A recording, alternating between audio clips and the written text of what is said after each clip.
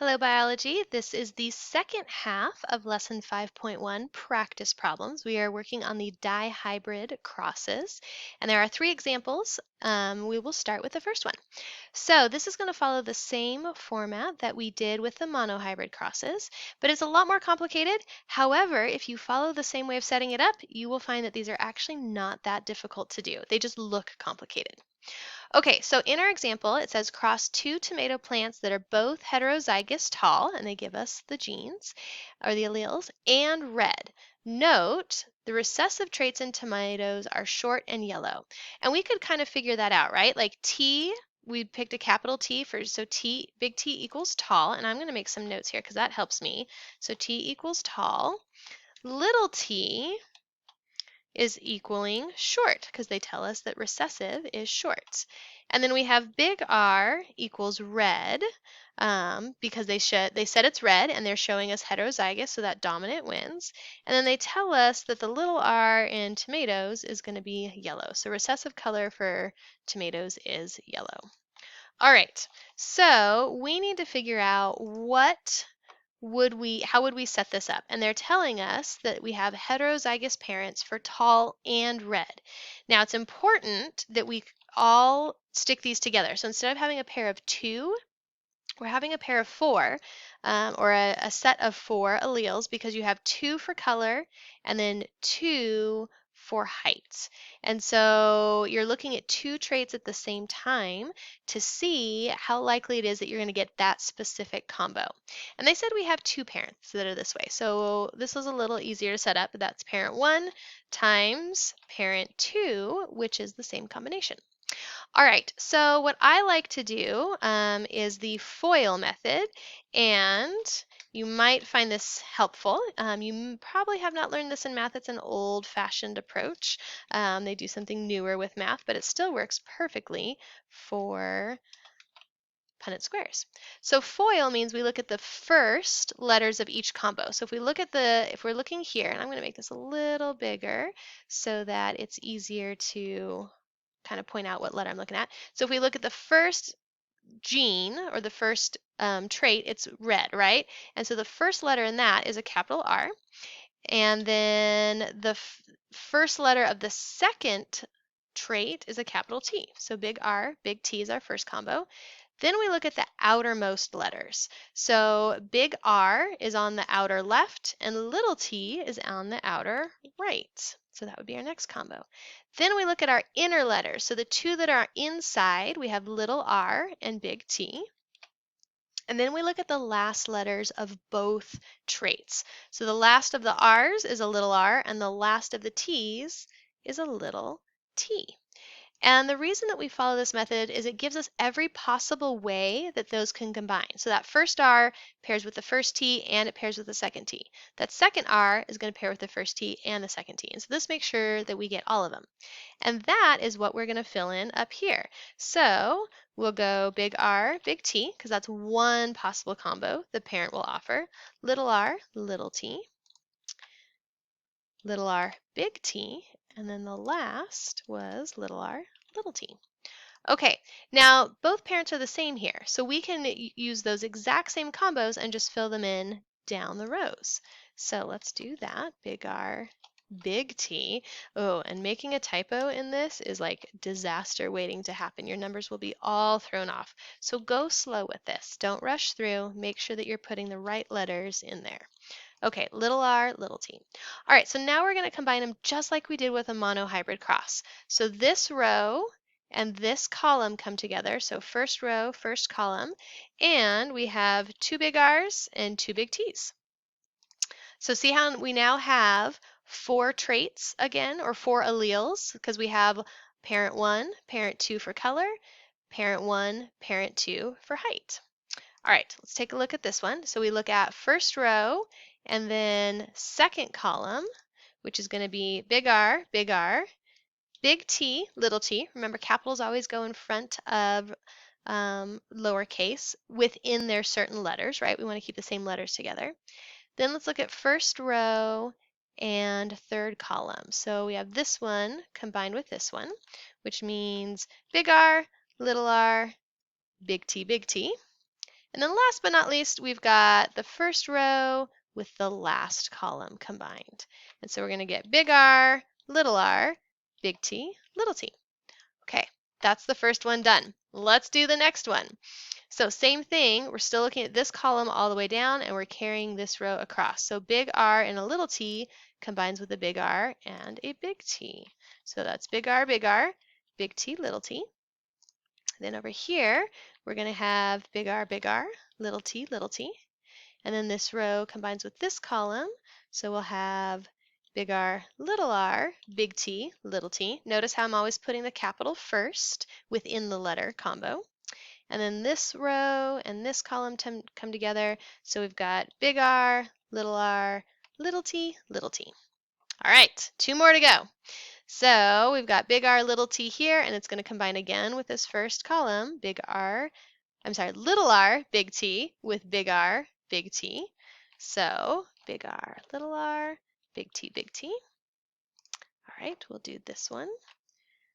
Big R, big T, little t. And we'll do this one. We've got little r, big T, big T. And then this last one, we've got a little r, big T, and a little r, little t. So little r, big T, little t. All right, final row. I think you're getting the main idea. So this box will be big R, big T, little t. This one we have big R, little t, little t. This one we've got little r, big T, little t. And last but not least, little r, little t, little t. Whew. All right, so why do we do this? Well, what we're looking for is how many of these plants will be red, how many will be yellow, how many will be tall, and how many will be short. So any of them that have that dominant R, that capital R, are going to come out red. So I'm going to select all of those, and this is just to help me read it. You don't have to do this on yours. It's not asking you a question about it yet.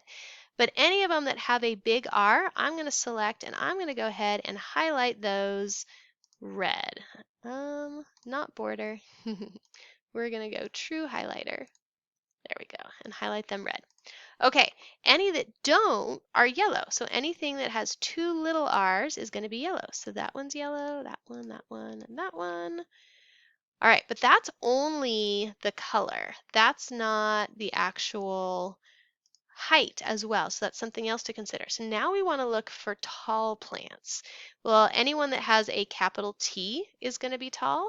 So let's pick those out. So we've got capital T, and actually I'm going to, let's see, yeah, capital T, there's that one.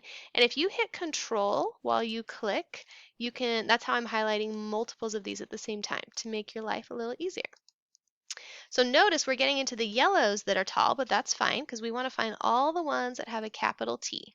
So, and I'm going to make the outline now of those. Let's say tall is going to be black, and I'm going to make that border super thick so it's really obvious. Okay, so the ones in black are tall.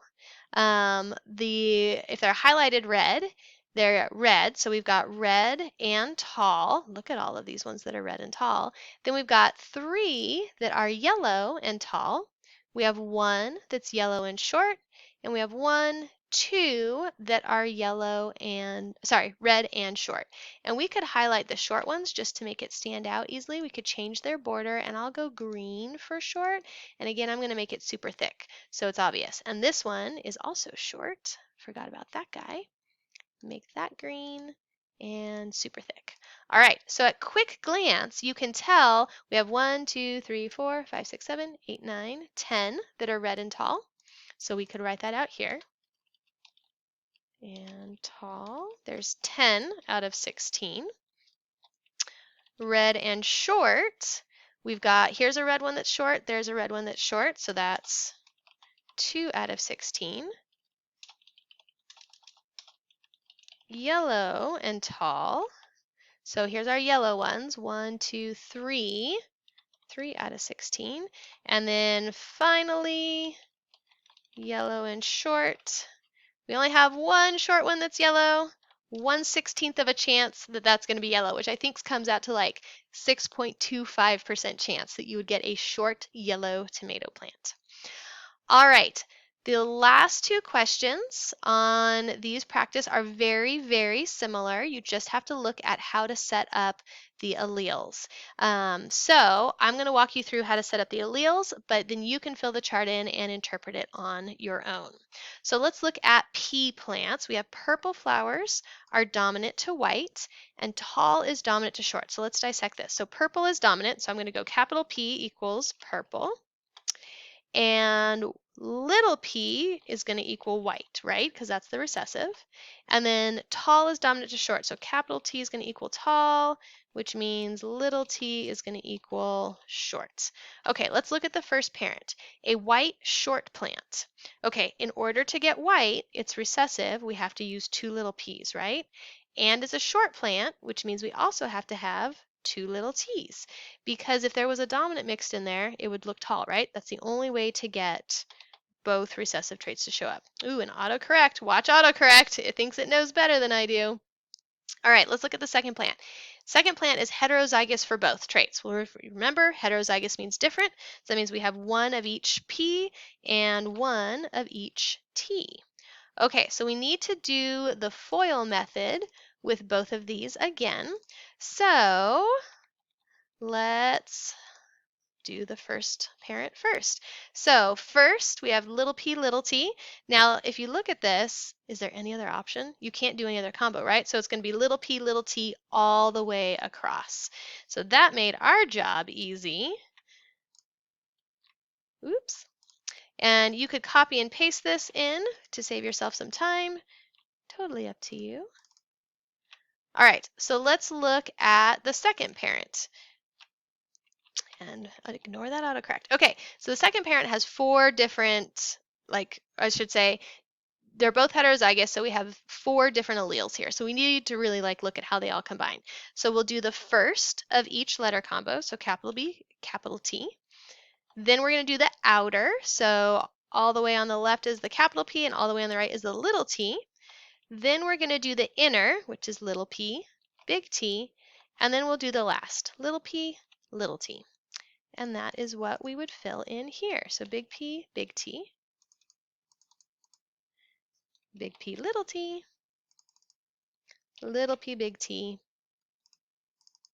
and little p, little t.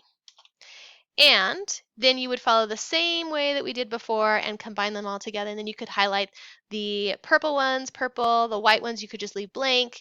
If it's tall, you could do the black outline again if you wanted, and whatever, you can do whatever colors you want. Let's look at the last one for how to set it up, and then I'll let you fill it in on your own.